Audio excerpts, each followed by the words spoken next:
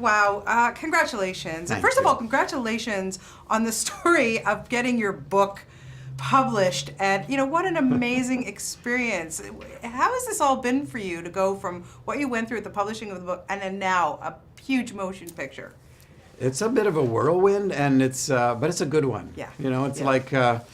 It's like being invited into a space that you never thought existed, and I love that. The whole journey of the book being published was, in retrospect, you look back and you just see the fingerprints of God all over it. It's God's great sense of humor, and it's about learning how to trust in the middle of things that you don't understand or you're not in control of. Yeah, And absolutely, I yes. think life is like that. Life is definitely like that. Yeah.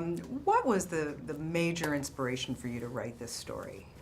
Partly it's just because I've always written. That was the only way to get my inside world out. Mm-hmm. And then along comes Kim, well into our marriage, and she says, someday as a gift for our kids, would you just write something that puts in one place how you think? And so it was really her going and I was about 4 years before I felt like, all right, I want to write them something.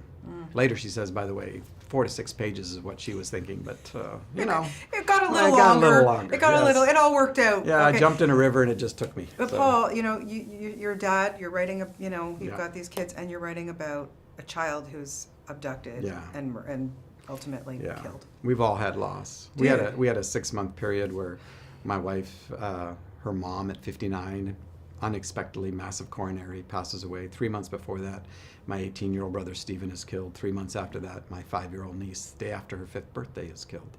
And so we live in a broken world, and that sense of loss asks incredible questions, and this movie just brings it right here in a way that's tender and gentle and hopeful, and yet is not dismissive. It's not formulaic. It's saying, let's bring all of our humanity to this conversation, and that includes issues of faith. Right, and I was going to say, because people deal with grief in their own ways, it Absolutely. doesn't matter. But ultimately, especially with this story, God helps them through, faith helps them through. So is that something that pulled you? Absolutely, yeah. I think one of the biggest lies is that we are alone in this, and I'm very orthodox in that sense. Father, Son, and Holy Spirit. So I think there's been relationship within the oneness of God forever, and that means there's a basis for love too, and that presence of God in the midst of the pain and darkness that we experience, which I think, again, the movie so beautifully brings to the surface.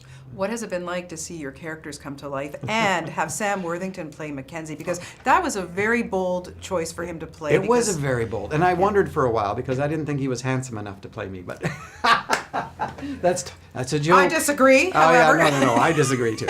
So, but it was a bold choice, and the more I've watched it, I've seen it about 4 or 5 times now, and the subtleties that he brought to it, and the depth of character and the role. Plus, he was a brand new dad. Mm-hmm. He had a 10-week-old baby, and I think that whole journey for him became very significant inside the character of Mackenzie as well. Yeah, it's a beautiful film and a beautiful book, and thank you so much, and continued success.